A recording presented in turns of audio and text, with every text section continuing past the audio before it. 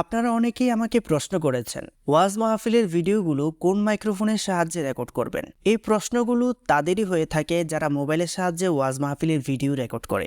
সর্বপ্রথম আমি আপনাদেরকে বলি, আমরা যারা ইউটিউব কিংবা ফেসবুক পেজ নিয়ে কাজ করি, আমাদের মধ্যে 70% লোকে হচ্ছে একদমই উদাসীন।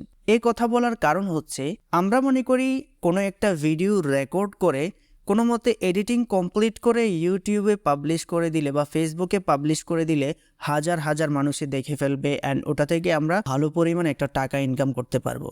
আসলে ভাই, আমাদের চিন্তা ভাবনা বা আমাদের ধারণা যতটা সহজ, এই কাজটা আসলে ততটাও সহজ না। ওয়াজের ভিডিও এডিট করা তেমন কোনো কঠিন কাজ নয়, তবে ওয়াজের সাউন্ডটা এডিট করা একটু কষ্টের। কারণ ওয়াজের ভিডিওর মধ্যে তেমন কোনো কাজ করা লাগে না, সামান্য একটু কালার গ্রেডিং আর বিভিন্ন জিনিসপাতি আপনার চ্যানেলের অ্যাড করে দিলে যথেষ্ট। কিন্তু ওয়াজের অডিওর মধ্যে অনেক মশলাপাতি ঢালা লাগে। তো আজকের ভিডিও যেহেতু মাইক্রোফোন কেন্দ্রিক, আজকে আমি মাইক্রোফোনের বিষয়গুলো নিয়ে কথা বলবো। আর যারা ওয়াজের অডিও এডিট করতে চান মোবাইল কিংবা কম্পিউটারে, তাদের জন্য অনেকগুলো টিউটোরিয়াল অলরেডি করা আছে, আপনারা চাইলে ডিসক্রিপশন থেকে দেখে নিতে পারেন। এখনই ডিসক্রিপশনে যায়েন না, আগে এই ভিডিওটা শেষ করেন, তারপরে ডিসক্রিপশন চেক করে ভিডিওগুলো ধারাবাহিকভাবে দেখে নেবেন। ওয়াজের অডিও এডিট করার পূর্বে আপনাকে তো আগে ওয়াজ মাহফিলের ভিডিও অডিও রেকর্ড করতে হবে। তো রেকর্ডটা আপনি কোন মাইক্রোফোন দিয়ে করবেন? প্রথমত, মাইক্রোফোন হচ্ছে দুই প্রকার। বর্তমান সিচুয়েশনে ওয়্যারলেস মাইক্রোফোন বহুল প্রচলিত, সবাই ওয়্যারলেস মাইক্রোফোন ব্যবহার করছে, যেহেতু এটার মধ্যে তারের ঝামেলা নেই, এ কারণে সবাই ওয়্যারলেস মাইক্রোফোন ব্যবহার করছে। আমরা যারা মোবাইলের সাহায্যে ওয়াজ মাহফিলে ভিডিও রেকর্ড করি, আমাদের জন্য কোন মাইক্রোফোনটা ব্যবহার করাটা হেল্পফুল হবে? যারা মোবাইলের সাহায্যে ওয়াজ মাহফিল রেকর্ড করেন, আমি তাদেরকে ফার্স্ট অফ অল বলে দিতে চাই, আপনারা ওয়্যারলেস মাইক্রোফোন অ্যাভয়েড করেন। বিকজ হচ্ছে ওয়্যারলেস মাইক্রোফোন যারা মোবাইল দিয়ে ব্যবহার করবেন, তারা হচ্ছে লো বাজেটের মাইক্রোফোনটাকে সিলেক্ট করেন। আর লো বাজেটের মাইক্রোফোন যখন আপনি ব্যবহার করবেন, তখন আপনি সাউন্ডটা ভালো পাবেন না, যদি না আপনার মোবাইলটি একটু দামি হয়। যদি ওয়্যারলেস মাইক্রোফোন ব্যবহার করতে চান, তাহলে ব্র্যান্ডের ওয়্যারলেস মাইক্রোফোন ব্যবহার করতে পারেন।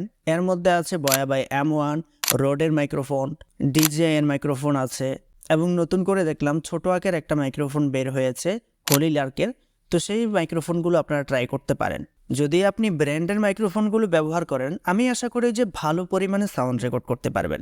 এই মাইক্রোফোনগুলো ওই মোবাইলগুলোতেই ব্যবহার করবেন যেগুলোর মধ্যে Type-C পোর্ট আছে, 3.5 মিলিমিটার অডিও জ্যাক নেই। সরাসরি Type-C পোর্ট দিয়ে তারা হচ্ছে হেডফোন ইউজ করে কিংবা হচ্ছে মাইক্রোফোন ব্যবহার করে। তো ওই মোবাইলগুলো দিয়ে রেকর্ড করবেন। যেমন আমি এই মুহূর্তে ভিডিও রেকর্ড করছি স্যামসাং A35, এটার মধ্যে কিন্তু ওয়্যারলেস মাইক্রোফোন, মানে ব্র্যান্ডের মাইক্রোফোনগুলো খুব সুন্দরভাবে সাপোর্ট করে এবং ভালো পরিমাণ সাউন্ড রেকর্ড করতে পারে। এখন আপনারা অনেকেই প্রশ্ন করতে পারেন, যদি আপনার কাছে মাইক্রোফোন থাকে আপনি কেন মোবাইল দিয়ে ভয়েস রেকর্ড করছেন? অ্যাকচুয়ালি বর্তমানে আমার কাছে কোনো ধরনের মাইক্রোফোন নাই। আমি যখন মাইক্রোফোন নিব তখন অবশ্যই আপনাদের সাথে শেয়ার করব, রিভিউ থেকে শুরু করে সেটা সাউন্ড টেস্ট করেও দেখাবো।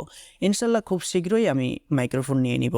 যারা মোবাইলের সাহায্যে ওয়াজ মাহফিল রেকর্ড করেন, আমি আপনাদেরকে শেষ সাজেস্টটা করতে পারি, আপনারা হচ্ছে ওয়্যারলেস মাইক্রোফোন অ্যাভয়েড করে আপনারা হচ্ছে তারযুক্ত মাইক্রোফোন ব্যবহার করবেন। এর মধ্যে হচ্ছে বয়া বাই M1 খুবই জনপ্রিয় এবং ভালো পরিমাণে সাউন্ড প্রডিউস করতে পারে। এবার আসুন জেনে নিই, যারা ক্যামেরার সাহায্যে ওয়াজ মাহফিলের ভিডিও রেকর্ড করেন, তারা কোন মাইক্রোফোন ব্যবহার করবেন।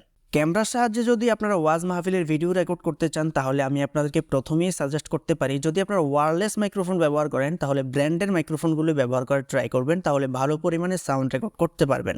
আর যদি ওয়্যারলেস মাইক্রোফোন আপনারা অ্যাভয়েড করেন, সেক্ষেত্রে আমি সাজেস্ট করব বয়া বাই M1 ট্রাই করতে পারেন।